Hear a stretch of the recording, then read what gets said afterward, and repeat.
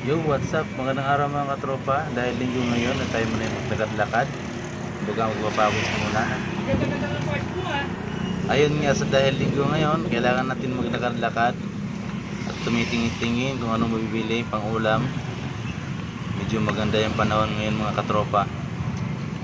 Ayun, nag-video pala sa akin yung aking asawa. Oh, takbo-takbo.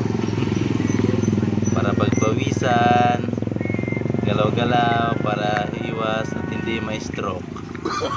Medyo nakakahingal pala ang katropa pag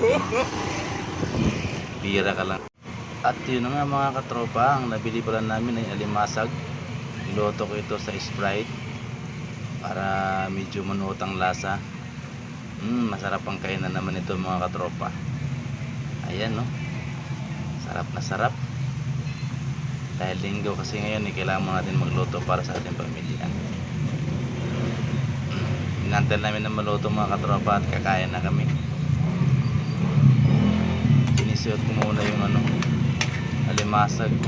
Ilagyan ko ng Sprite yung pinakasabaw niya para yun ang sumisip-sip sa laman niya. Okay, ayos na A few minutes later.